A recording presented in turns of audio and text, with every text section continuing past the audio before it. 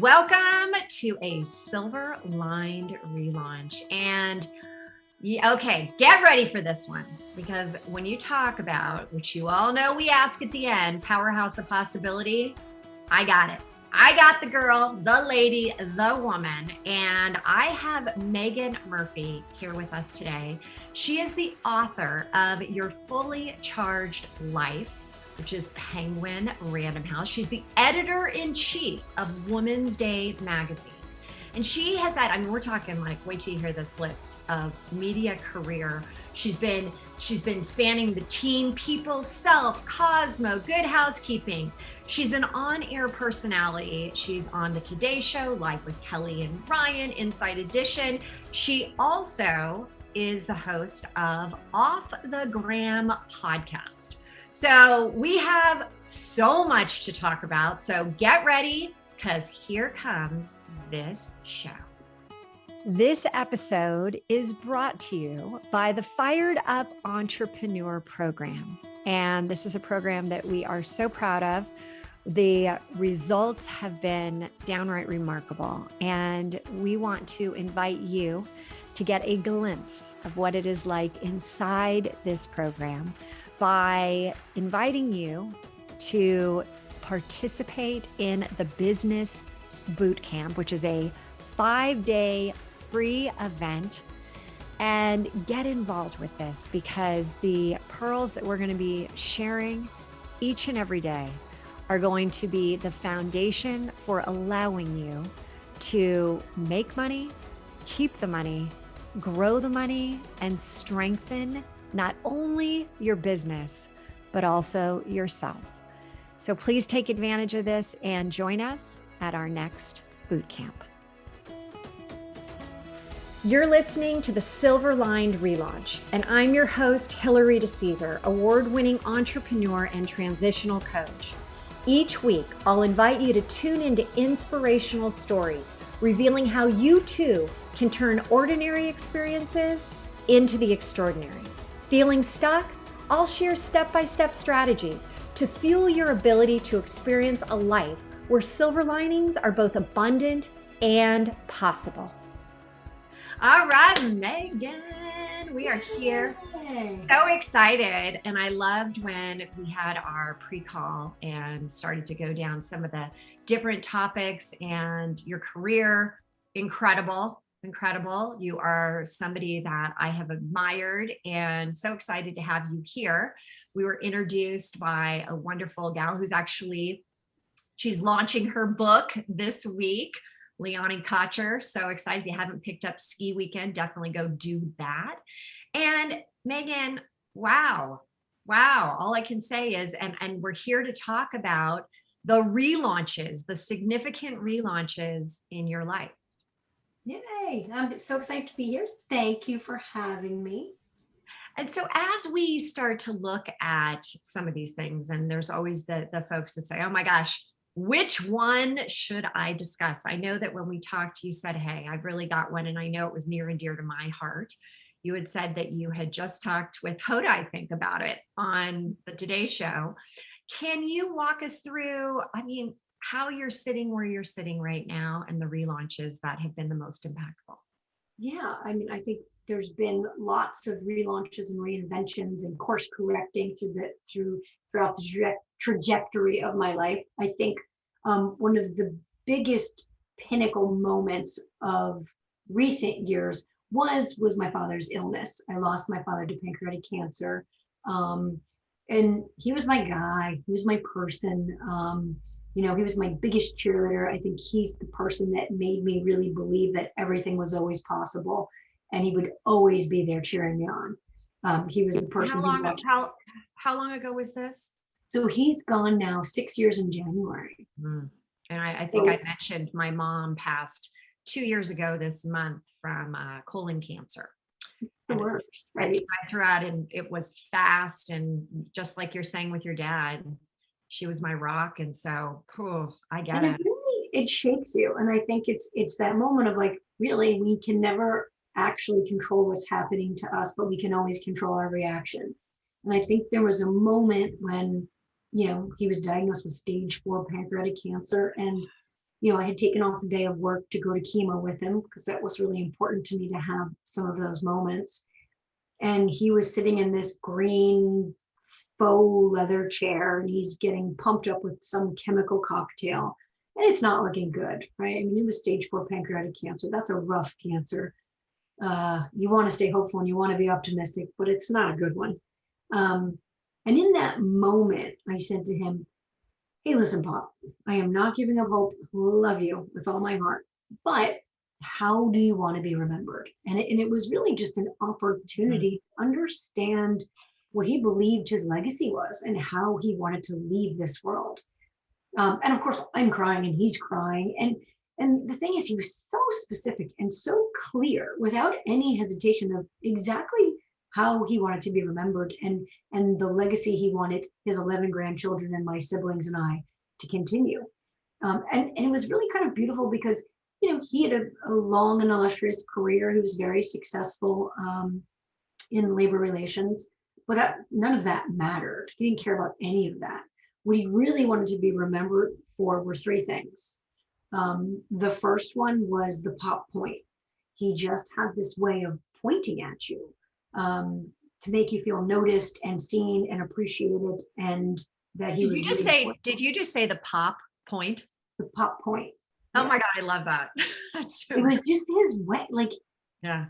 He just would go like this.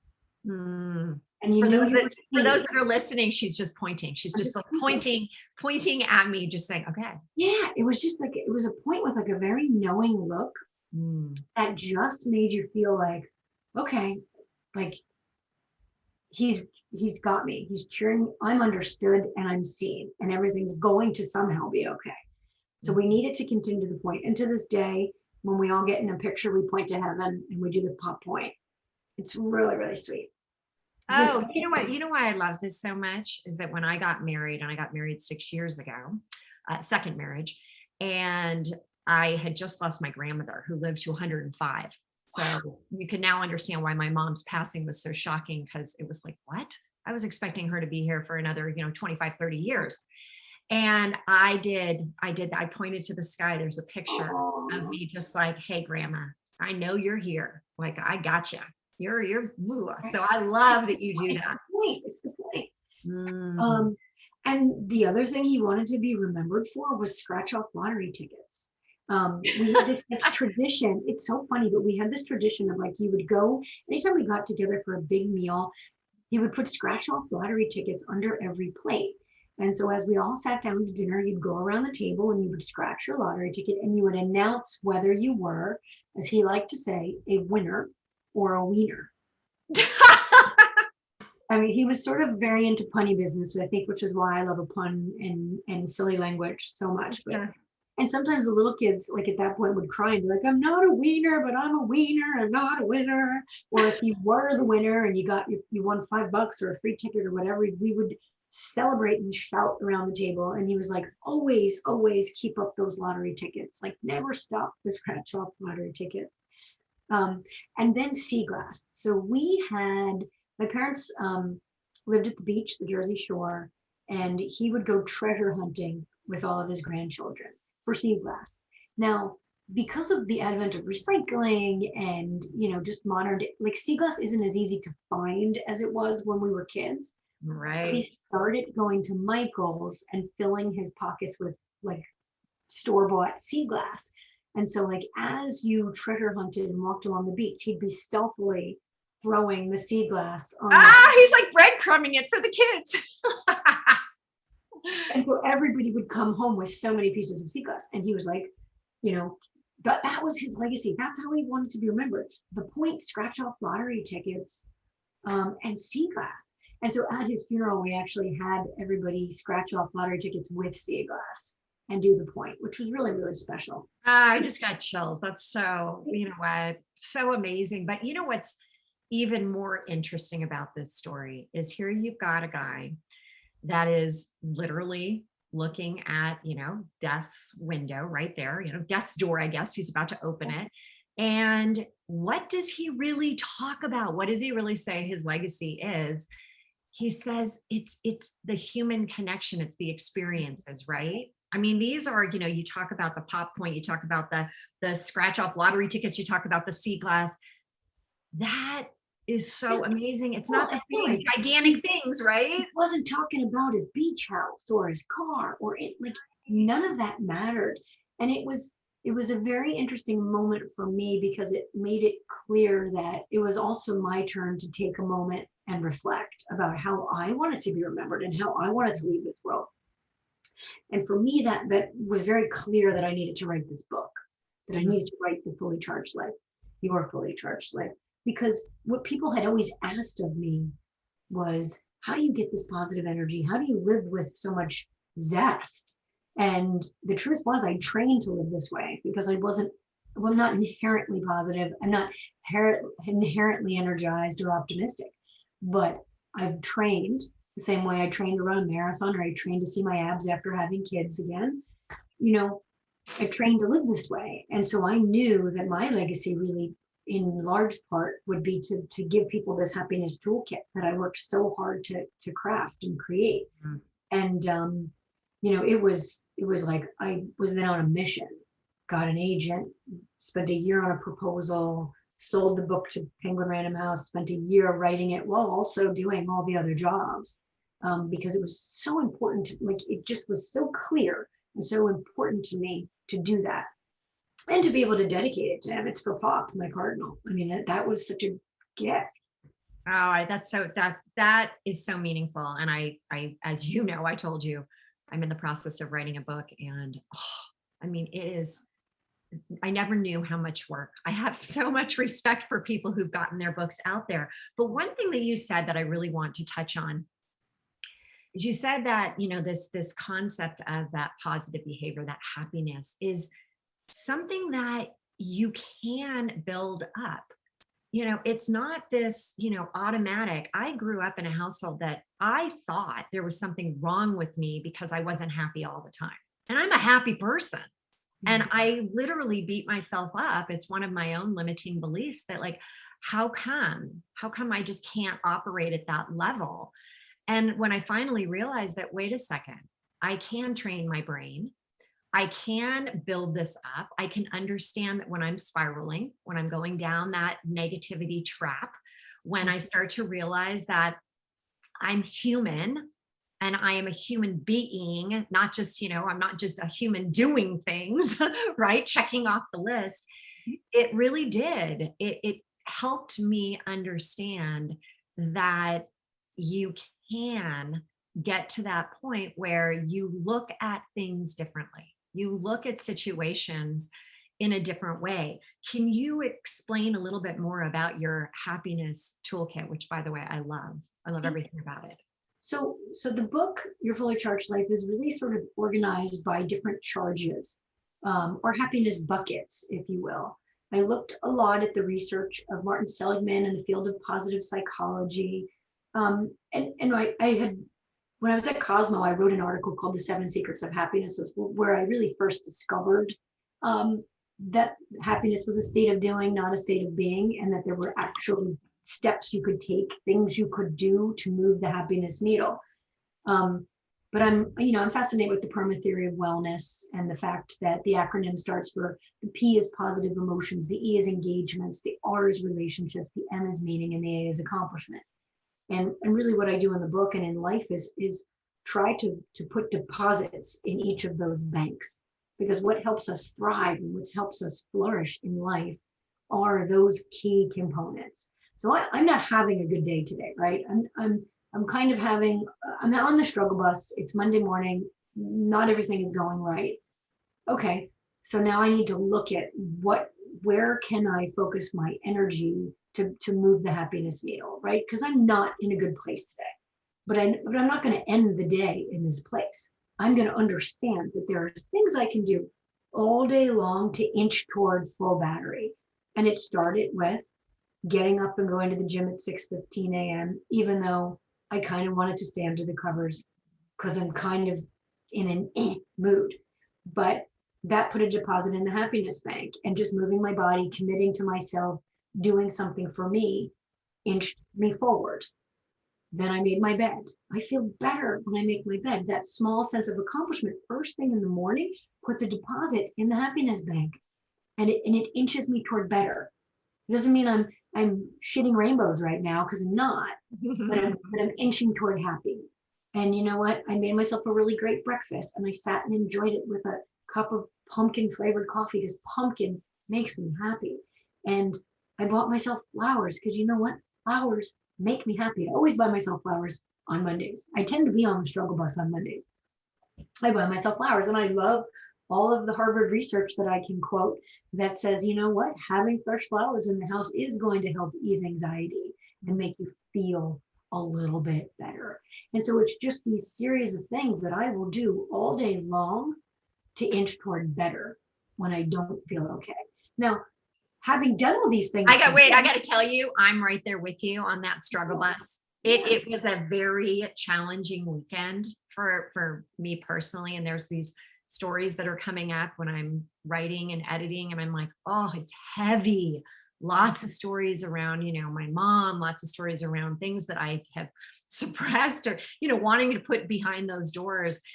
And I woke up this morning and I'm like, first off, this was a highlight. I was so excited to talk to you. So I'm like, okay, how can I change, reframe everything that I'm feeling right now? Because sometimes we don't know what's going on in the middle of the night, right? We don't know what kind of dreams we're having. We don't know what kind of crazy thoughts that are going through our subconscious. But I opened the window and there was a sunrise like you can't imagine. I'm in Boulder, Colorado. It just lit up the sky. And I stood there and I was mesmerized by it. I was just like, take it in, Hillary. That's the beauty of today. And then I have to tell you, normally I don't make my bed until a little bit later, but I'm like, and make that goddamn bed right now. Get it off my list. So I did. So funny that yes. It's just all of these little things, and they seem trivial and they seem stupid, but it's like all of these little things can add up to a big difference, a big payoff, a big change in your mood, in your disposition, in your day. And I think that's really the key, is understanding like, wow, this might be the thing that changes things for you. I also know that when I do good, I feel good. I had heard of a family who, lost everything in a fire. Like I went to Target and bought a gift card and made up a little care package, because you know what? Selfishly, I feel good when I do good. And sometimes stepping outside of yourself and outside of your own crap day or your crap mood or your own BS is what's going to get you better and make you feel okay. So it's just all of these little things that ultimately recharge you and help you to operate at full battery when maybe you didn't start that way. So one thing that you mentioned during this happiness toolkit, discussion is that you came up with the things that make you happy, right? You said, and I often tell people that when I'm talking to them about, hey, what actually inspires you? What do you love? What do you miss not, in your life, especially for, people that are having, tough times in their business or relationships or just life. And many times women say, I love flowers. And I love that Monday, go buy some flowers. Great. Buy them for yourself. Well, and the key too for me, is I've been a service journalist for 25 years. So a lot of times something will work for me, and then I'll backtrack and be like, well, why does it work? And then I will find the research behind the thing that is working for me. So like I knew, wow, flowers improve my mood. They make me feel better. Why? And then I dig into the research. And sometimes it's the opposite. I'll hear something and I'll be like, okay, yeah, okay, I know that gratitude and having an attitude of gratitude and practicing gratitude is mood magic. But guess what? Keeping a gratitude diary feels like homework and I can't do it. So what is it about gratitude? How can I trick myself into practicing gratitude in a way that doesn't feel like homework? And then I okay, what if I change it to asking myself, what's made you say yay today? And asking my kids, what made you say yay today? Because it's the same act of pausing to appreciate, but I don't have to do it in a journal. And it doesn't have to feel like this isolated thing that I'm doing, in a journal that just doesn't connect for me. And then what if I, instead of saying I have to do things, thinking about all the things I get to do, I'm making that simple reframe. to teach myself, to trick myself into practicing gratitude, because there's really a lot of things I get to do. There's not that many things that I have to do. Mm, I agree. There was something when I have 3 kids, and my husband has 2 kids, so we're kind of this modern day Brady Bunch. And we used to, growing up with my kids, we would do this game of rose, thorn, bud, and it was the highlight of your day, what you're really grateful for, you really appreciate this happen. Then there's the rose, the thorn, the worst part of the day, because there's always a lesson to be learned in that thorn being pricked, right? Yeah. And then the bud is, what are you looking forward to tomorrow? And I don't have kids at home anymore. They've all gone off, but I still, this is my own way of gratitude practice, my own way of self-reflection, my own way of self-love. Is before I go to bed, I just, it doesn't take long. I agree with you. Sometimes those, times where you have to write things down and you feel like obligated. Oh my gosh, I got to do it on day number 8. But this is just something that goes through my head. So as I'm going to bed, I am thinking about what it's like, forward gratitude, right? What am I looking forward to tomorrow? And then I go to sleep. But I'm really leaning into, I love that part of it, that there is something that you can be doing to increase your own level of gratitude by just knowing yourself a little bit better. And that's, I think, what you've been able to do since your dad's passing. Is it sounds like you had, this 360, all right, wait a second, I need to like reassess, what will my legacy be when I finally, open that door to, the next journey. Exactly. And I think it's an interesting way to live in a way that you're proud of, so that how you will be remembered is exactly how you want to be remembered. Yeah. It's an interesting concept, because when my grandmother turned 90, she was, again, I said she lived to 105. Right. And her big thing was she loved good food. Even though, she was a Nebraska girl, she came out of the vaudeville families of Nebraska, one of the first ones, and she was meat and potatoes. But as she got older, I said to her, what do you want for your birthday? And she said, I want to go to the finest restaurants in San Francisco. So every month during her 90th birthday year, we would go to a restaurant. I would call ahead. I'd say, she loved being like the queen bee in the restaurants, and the chef would come out and say hello to her, and she would light up. And every month they would give us this free dessert. And I have to tell you, I'm almost embarrassed about it, because they would do this big production for her, and yet she had already turned 90 and we had done 10 different restaurants. But during those one-on-one times that we had, I would ask her, I'd say, share with me highlights of your life. And I was able to look back and or look forward and say, what would I say? What would I say about what I would want to be doing right now in my life?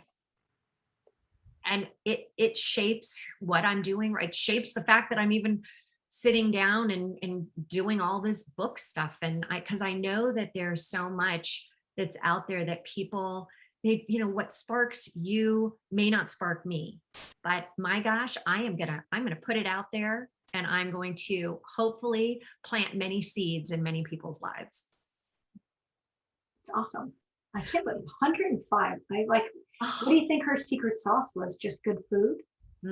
Yeah, it was chocolate that she had. A piece of C's candy every morning at 10.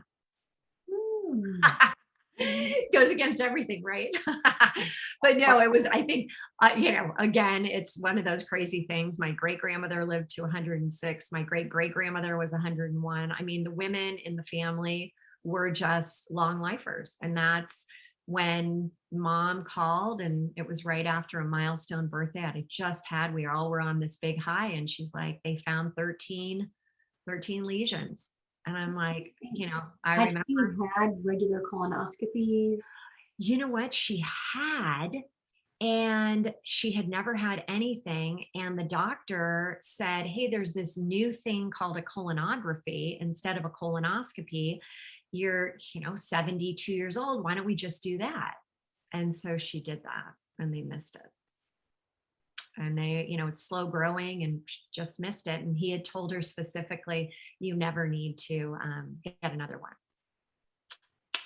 So anyway, when I think about what you're doing now, and you talk about all that everyone listened and heard everything that was, you've done and accomplished to date. What else do you want to accomplish at this point? What's on your bucket list? I'd like to take some things off my plate. I'm really just trying to understand what's most important. I think the pandemic has really been eye-opening for so many of us. And I'm really, really trying to assess what goes and what stays. And I don't have answers yet. How are you making those decisions? How do you make that decision? What stays and what goes? A lot of it is going to have to do with flexibility and freedom, and which opportunities allow me the most of flexibility and freedom. Because what I'm understanding is, for me right now, my core values are family, fun, flexibility, and freedom. The F's.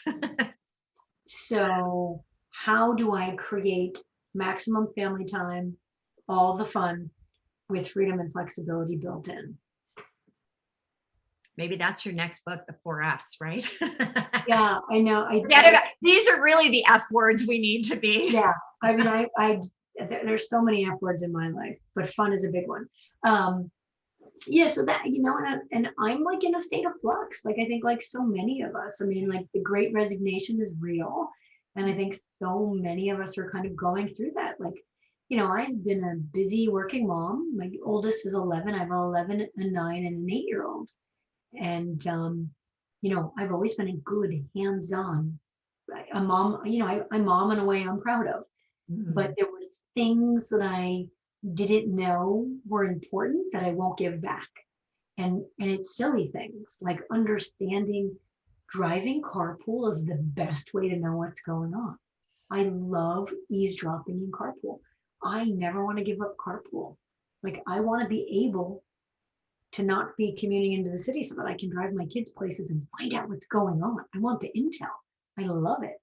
And they'll turn 16 soon enough. I think you are spot on. Keep doing that, because when they I remember those times where after they had gotten their license, they're like, "Oh, Mom, can you take me?" I'd be like, "Yes, I'll cancel everything just to take you in the car again."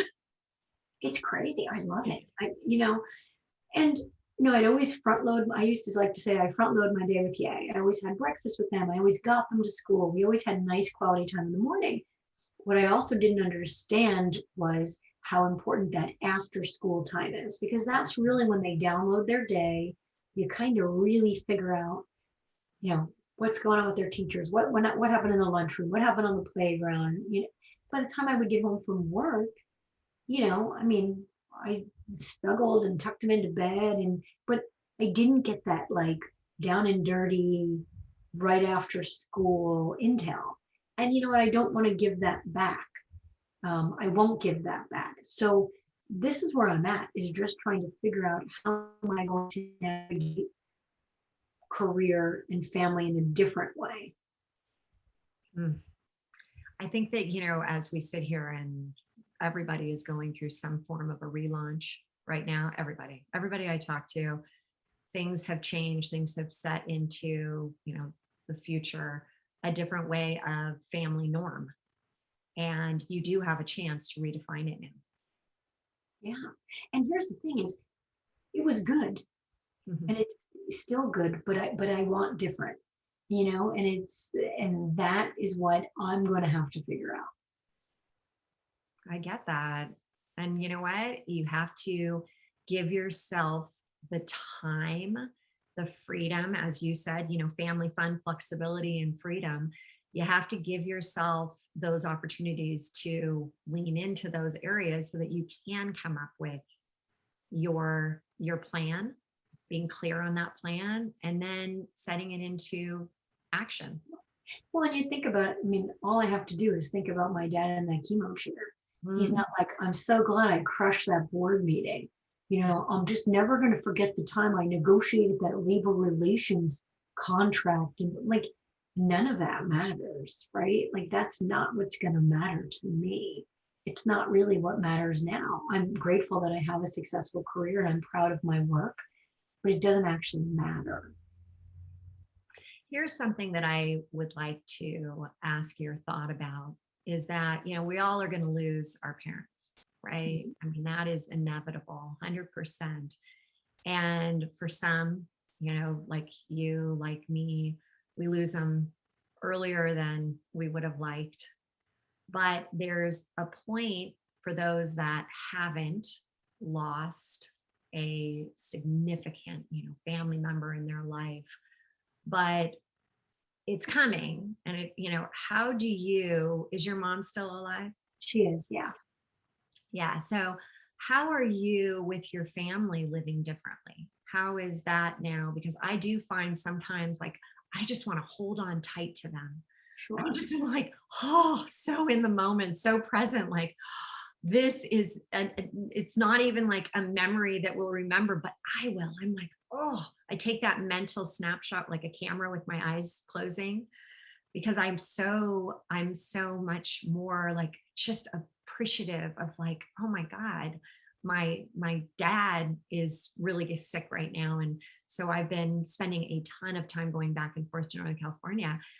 And I just sit there and I put my phone off to the side and I'm just present. I'm like, oh, these moments, you just don't know when they're going to not be there anymore.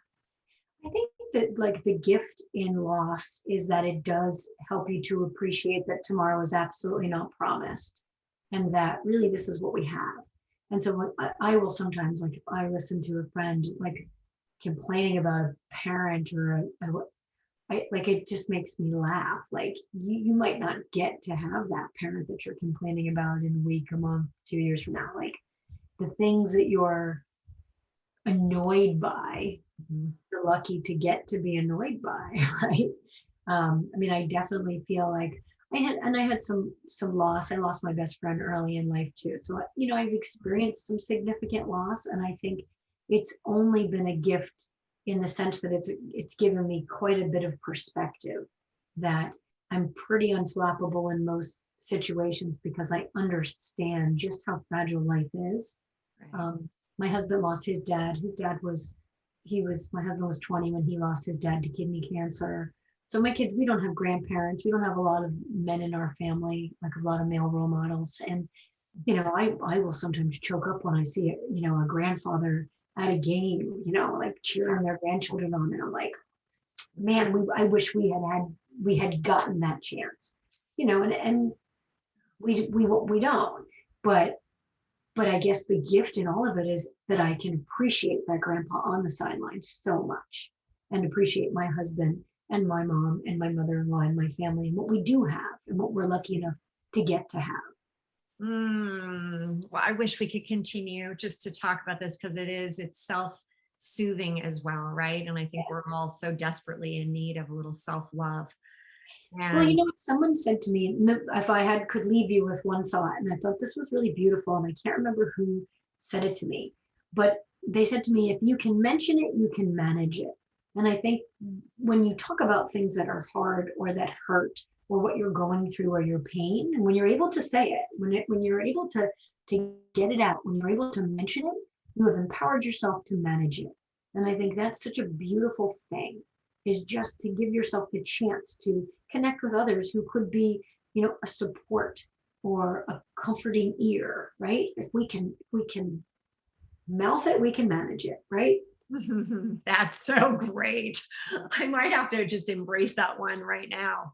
Yeah, no doubt. I love that. Okay, so the one that I am very excited to hear from you is always this rapid fire question that I ask. What is your favorite beauty product by name? And with your experience, I'm excited to hear this one. Yeah. So the funny thing, okay, so first I have to say, I started getting eyelash extensions and they're my secret sauce in life. So I feel pretty all the time, even though I don't really have hair and makeup skills, because I have eyelash extensions. So I have Cetaphil face wash and moisturizer. Cetaphil, that's just plain old Cetaphil face wash and moisturizer. Oh, you're good. That's like the Noxzema days, right? Yep. Oh, I'm like That's it. That's the only Yep. products I use, but I always have my eyelash extensions so that I look fancy. And I love fresh lemon sugar perfume. I love to smell like a lemon. Isn't that funny how certain people just like certain Just smells so much? lemon. I find it, I did a story on this once, but it stimulates your trigeminal nerve and it's very energizing. And I feel that.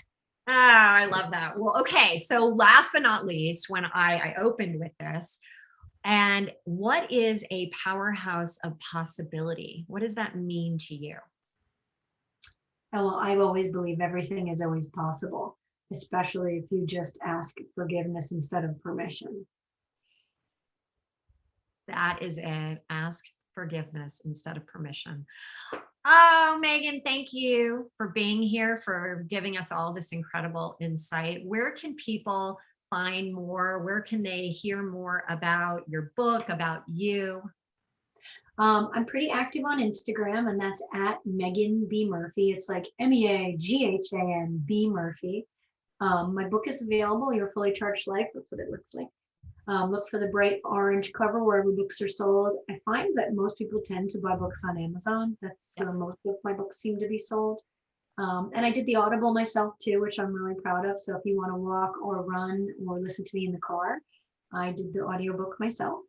I And like hearing authors' own voices. I really do, because it also is more impactful and those hidden messages come out. it was cool. I had COVID while I was recording it, so it was like a triumph for me on a personal level because I was sick. Wow.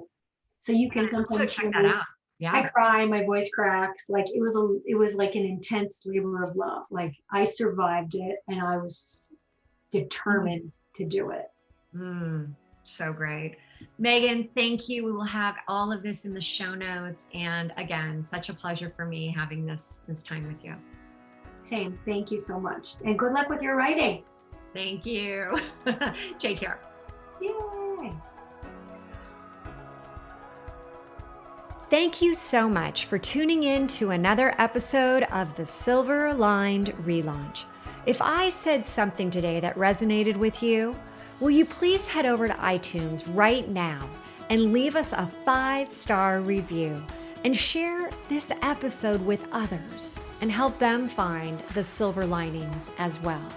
And don't forget, you can have immediate access to the show notes, any giveaways, and the links to those amazing beauty products at therelaunchco.com/podcast.